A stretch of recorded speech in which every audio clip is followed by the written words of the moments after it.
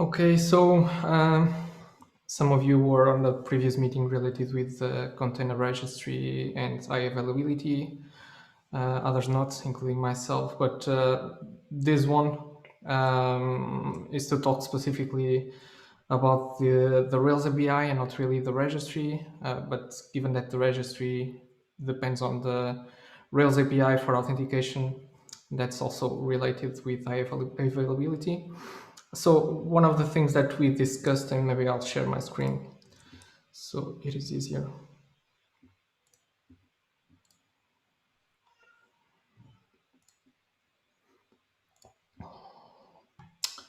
Okay, so one of the things that we have discussed when the concerns around the registry availability arose was the availability of the authentication API. So we created an epic to investigate how could we improve the availability of that, more specifically the JWT auth route on the Rails API. And this epic here has a long trail of discussions with Stan, Camille, and others as well. And we got to the conclusion that, contrary to what we were expecting, the API route doesn't rely on the database replicas. Instead, it requires a connection to the primary database. Also, the only required queries are select. And this has impacts on availability because whenever there is a database failover, database incident due to a failover, the authentication API won't be able to serve any requests if the primary is down and for as long as the primary is down. So in response to this, we have created... can I just raise something at this point before we move on any further? And that is, from an infrastructure point of view, we are not able to, and we straight out can't set up certain routes that have higher availability than other routes inside the monolith. So, you know, I can see there's been a lot of discussion on here about having this particular route inside the monolith having a higher availability, but that's not the service level that the infrastructure team has. We have it for the monolith, and we can't sort of provide more availability for some endpoints over others. And if we want to do that, it has to be outside the monolith. So I just want to raise that because it feels like that needs to be said early on. And obviously, if we're going to build this up and make it stronger, there are ways that we can do that. But the reason availability goes away is not because that endpoint fails. It's because the deployment breaks, or like we had last week, we had seg faults that take Rails down. It's not something where we can protect one single endpoint and give it higher availability. If we want to do one endpoint, we have to do the whole application. And frankly, if we start taking the whole application beyond like 99.95, you basically got to go away from daily deploys, and that has a very big impact on our ability to iterate. So that's just from an infrastructure point of view. Like, you know, we can't do magic things for specific endpoints inside a monolith. Yeah, but that's another point, and it was one suggestion from Camille, is that we could discuss using a separate fleet just for these routes. So serve it from a separate fleet, so it wouldn't be affected by other long-running requests causing slowdown on the server. So that would be an option, and the other option or a complement would be making these routes use only database replicas to get the data, because those are more available than the primary, which is a single server. And that's basically what we have raised for discussion. One, see if we can make these routes use only the database replicas and not the primary server, and consider using a separate fleet to serve this route specifically. Those are the two main points.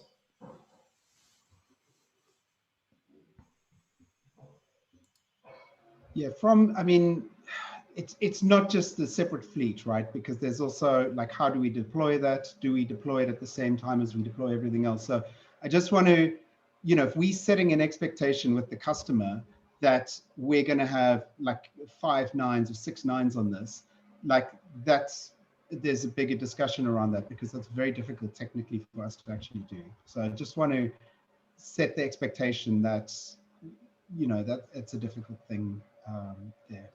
But I'm all for making it more resilient. Just that's the other side of it. Yeah, I think getting it to 4 or 5 nines would be good, but we are not.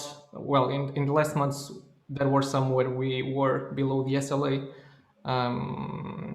and by a bit. So if we could get the API to be more resilient and more stable, and always match the SLA, which is 99.95, that would be a good first step. But at least from the way I see it, as long as we depend on a single database server to serve these requests, we are always prone to database failovers, which can take a long time. Do you know why it goes to the primary? Yeah, so that first, because on the load balancer code that we have, from what I saw, we only send a few methods to a read-only connection, and for the remaining ones, we always default to a read-write connection. And from invoking the routes with the primary down, we could see that there are a few methods that are required, and right now they are all going to the read-write connection by default. So one of the things is trying to identify if any of these methods can be implemented on the load balancer to use a read-only connection, if it is possible or not. And there is other things as well. I found, for example, that some specs require the API to use a primary server, and one of them, I linked it here. This relates to an issue from 2 years ago, where apparently there was some replication lag on CI builds. Basically, when there was a build, the token used for that build sometimes was not replicated on time to the replicas, which causes the pipelines to fail.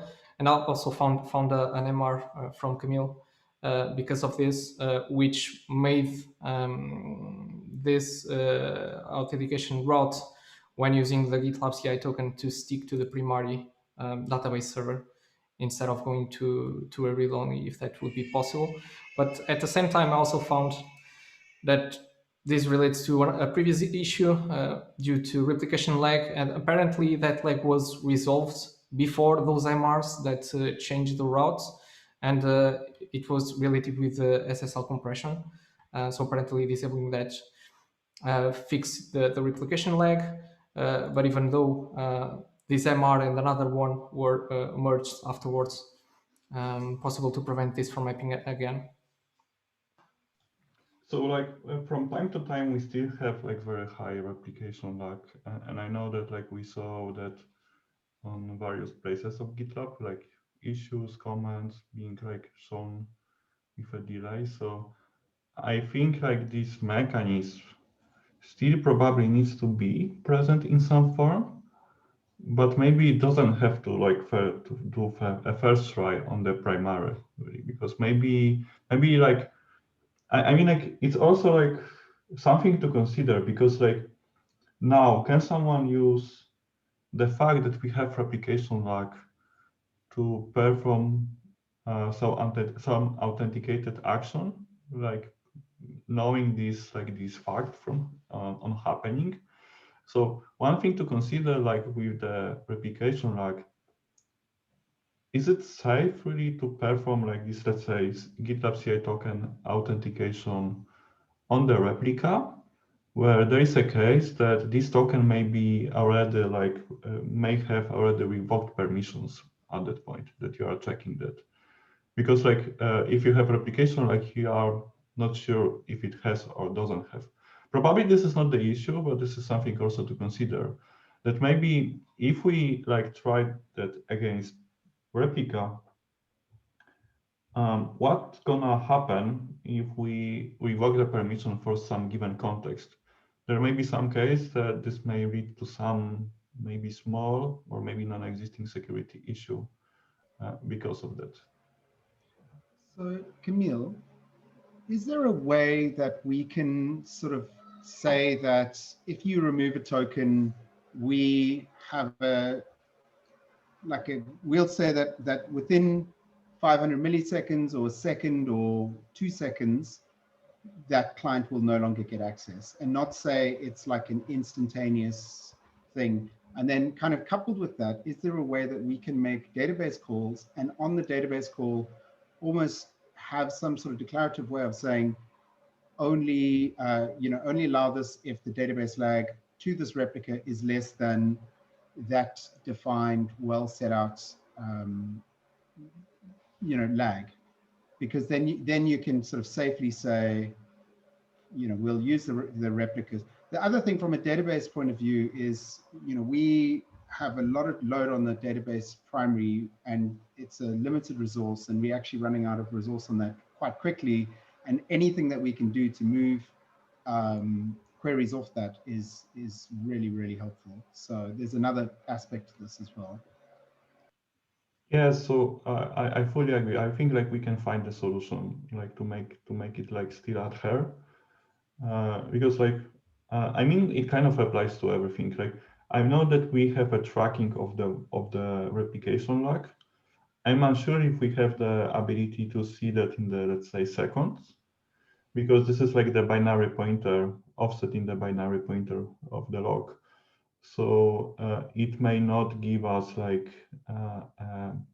a duration kind of the interval in the application. I think there's a way in Postgres. But I may be wrong, like how it's actually implemented. From what I remember, this is like the offset in the binary log, basically, the replication log.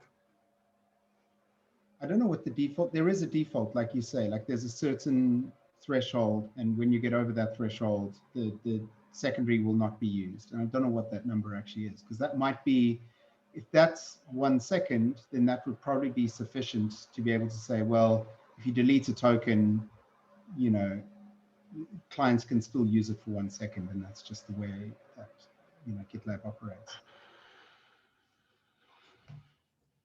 Could also retry the queries on the secondary servers. If they fail, or if a token is not found, for example, we retry on the secondary again, at least once. And then as a last resort measure, we could go to the primary before returning an error response to the client. That could be another option as well. Yeah, there's sort of some DDoS potential options there as well if you send fake tokens. But I'm kind of thinking, Joe, if am I pronouncing your name correctly? Yeah, it's close. It's close. Okay. So what is the proper pronunciation? João. Okay, it's pretty hard. Sorry. Okay, so there is like one very important aspect that you kind of noticed, that like we have a methods that make us use the primary, and like I'm kind of thinking that it kind of did go unnoticed for a very long time. And like basically, even if we think about our logging, we have no way in our logs to know exactly how many requests use primary versus replicas. So I think like my really first suggestion would be, based on like your findings of the methods, is to actually introduce a way to log that into Kibana to know how many, percentage of the requests fall back to use the primary because of maybe something new introduced in the code base that we did not anticipate. so there's an attribute called db counts and db write duration and read duration. And what we want to do is split those into like db primary counts and db secondary counts, so just divide them between primaries and secondaries. I think Sean McGibbon did that work. So Andrew, like you're working on that, right? On splitting these counts. Sean, no, I'm not, but Sean did the original work of adding the db counts and db durations. And The precedent for Redis is we actually have like Redis underscore cache underscore read and write count. So we'd want to do the same thing we're doing on Redis, but for the database ones, where we split between different roles. I'm not working on it. I don't know if there's an issue for it, but it would follow that, precedent that we set for Redis. Yeah, so like we later introduced DB cached read and write counts to have more insight, but we still don't have information about whether this is replica or primary. I mean, if we had that, it would really help with a lot of work in trying to find out what's hogging the primary. So that would be super useful.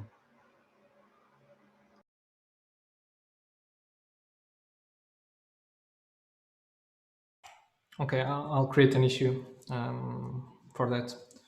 But in this case, it also seems that this is mostly related with some methods not being implemented or identified as eligible for being served by a replica on the load balancer code. I'll share my screen again.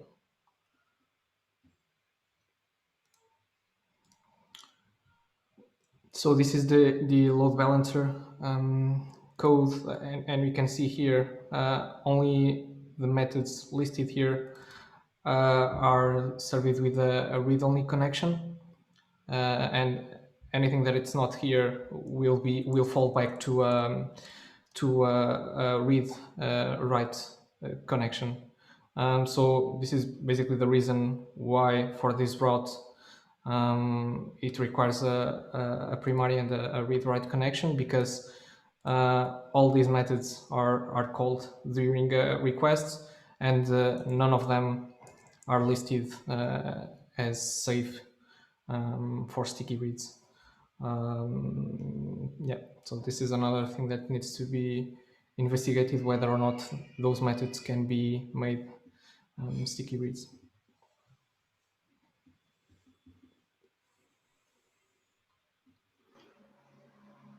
Like, I'm not aware of what those methods do. Are they sort of read-only type things? Are they things that foreseeably we could send to secondaries? We have not investigated each one of them. Okay. This is one of the action items for this issue. There are some which are just selects. I saw them, for example, migration context. This is just a select about the state of migrations. Code, I believe, is just select as well. This one, I saw the code and I believe it's the same. I'm not sure about prepared statements. I thought we didn't have prepared statements enabled because of pg bouncer. So I'm not sure why this is appearing here. And the same for visitor. So we need to look into each one of those methods to see if they are only selects, and therefore they could probably be sent to the replicas. I would suggest that you want to get the instrumentation in first. The splitting up the DB read counts and DB write counts into primary and secondary roles. And the reason is because then when you make this change, presuming that's not a hard change to make, which I don't think it will be, because then when you make this change, you'll be able to see like what impact it's had, on the database immediately. And so, whereas if we make it afterwards, then it's much more difficult to guess that. Yeah, another thing is that it seems like right now we can only make these changes globally. So if we change the methods that will use a read-only connection, that will apply to every single route on the API and the rest of the application. So if there could be a way that we could change that just for specific endpoints, it would be safer as well. Yeah.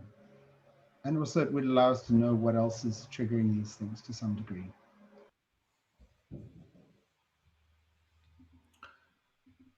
I mean, like even like monitoring could be super helpful to see how many of like requests and distribution we could maybe consider moving to replica, like reduce the load and reduce the contention, so make the JWT auth even more happier in this case. I have one question to Joao and Haley, because I know that there are a lot of things in flight that the package team is supposed to handle. We to have this PostgreSQL metadata database for container registry. There is this idea of building the on-premises caching proxy that we are still exploring, and now we are thinking about optimizing JWT endpoint for registry. And obviously, like, all of these are very important problems to solve. But I'm kind of worried of like the capacity of the package team, because we seem to take a stab at many different problems at once, and I feel like with the current capacity, it might be difficult to bring anything to completion. So, what is your perspective on that, Cheryl? Yeah, this one about the API, it doesn't really have anything to do about the registry itself as an application, as a Go application. This is just about the Rails API. So this is stuff that the Rails engineers in package can help with. So this is not something necessarily that myself or Ellie would do. So that's for the authentication API. And then for the registry, well, the metadata database is already in progress and close to completion. And regarding the on-prem cache proxy, we still don't know if that's desirable from customers or not. And even if it is, that doesn't mean we will implement any changes or getting it ready in the next couple of months. So right now it's mostly around finding solutions. Yeah, thanks. It answers my question. Yeah. I And will that, say that there's definitely an argument to be had. Sorry, Haley. That this work should be done by the database team or the scalability team. Obviously, it's a matter of like finding when they can slot it in. But you know, if you're struggling with the amount of things that are up in the air, like it is a natural fit for one of those two teams. So it's probably worth engaging with them as well. Like I think Andreas would have been a really good person to invite on as well, because he has a lot of insight into the database load balancer. Yeah, because this affects everything, because It's global. yeah, it's by everyone. So yeah, for me, it also makes sense if anyone else more experienced can pick up this work. It will save us time.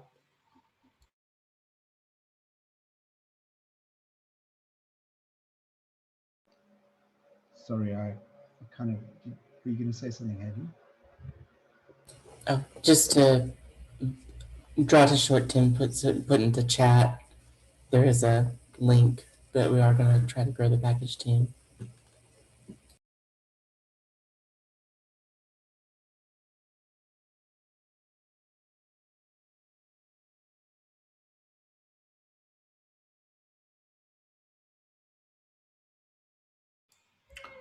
And in terms of using a separate fleet for a specific route, have we done that for any other route, or do we have a single fleet for every single one of them? So we have a HA proxy config that is terrifying, and it does things like regular expressions on .git, things that you shouldn't be doing. But effectively through that, we route like Git traffic to, you know, it's all the same Rails monolith, but we have web API and Git, and actually WebSockets now as well, which is again the same Rails monolith, but we're routing it separately. My concern is that, you know, generally the things that we lose the 0.05% on are not because of, you know, making more bulkheads, like breaking out a separate head, which is a sort of bulkhead, generally doesn't help those kind of things, because the things that go down, like, you know, are the database, or maybe a bad deployment, or, you know, things like that, or like the seg faults that we saw last week from garbage collect compact problems, and those are not, you know, saved by the segmentation. And when we have more fleets, there's more things that we need to juggle. You know, there's more plates in the air, so it's not always better. It is an option, but it definitely has to get sufficient traffic. Having said that, there's a lot of traffic that goes to that JWT endpoint, so there's probably an argument to be had for it.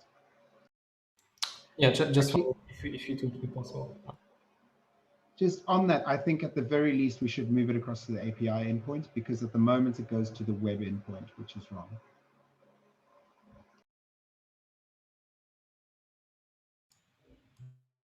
Okay, so it's the web fleet that is serving the specific routes. Is that it?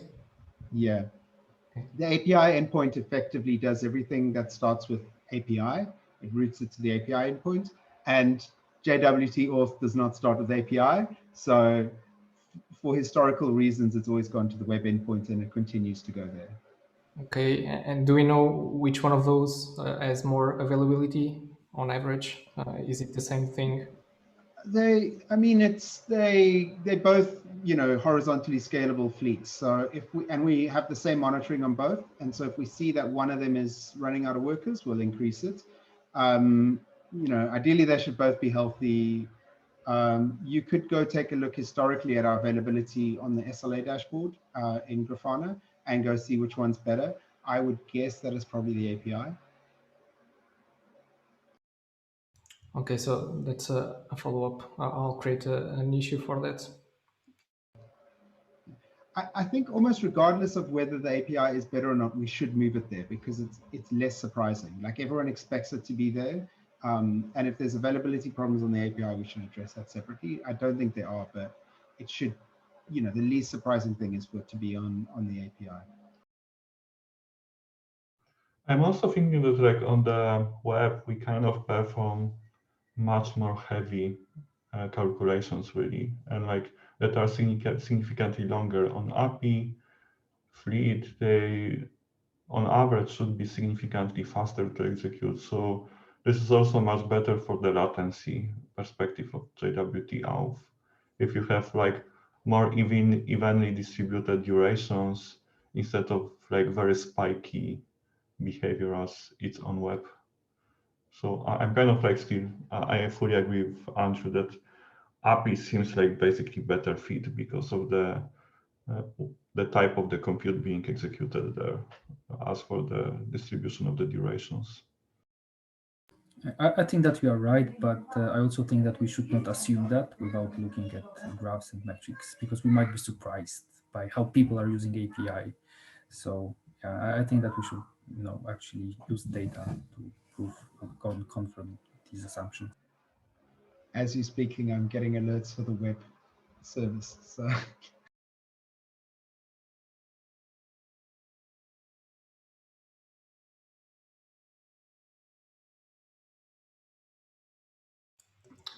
Yeah, I just pulled the metrics. And for example, what I'm seeing right now, web has 99.91, while the API is 99.85. So yeah, it's better to have a look at that and see historically which one of them performed better. But as Andrew said, it would make more sense to have these routes together with the rest of the API routes.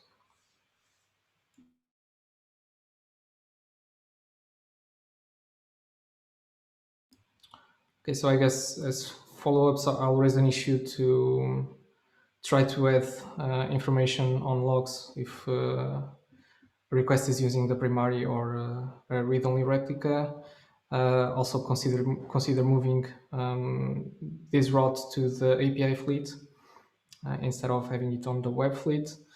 And then we should probably, team, start talking with the database team, see whether they have time and are interested in helping with this and scalability as well, to see if we can indeed have these routes served only with replicas. Okay, I could follow up with them.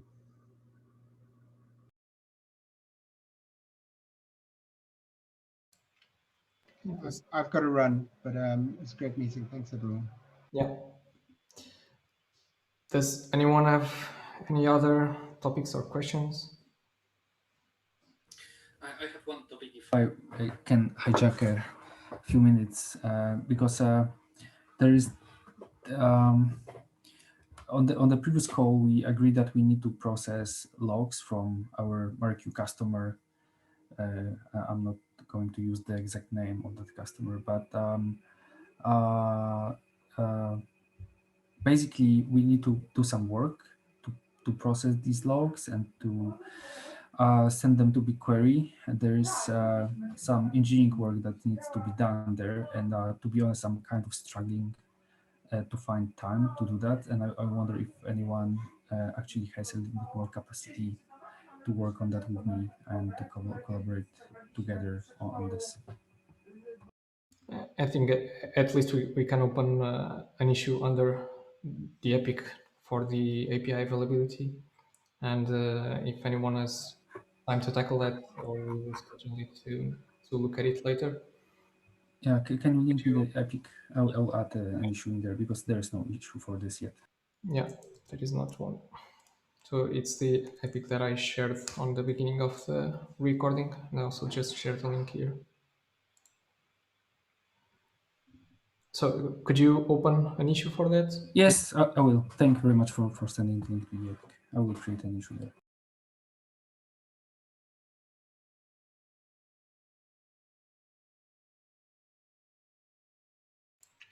Okay. If no one has any other questions, I think we can go a bit sooner.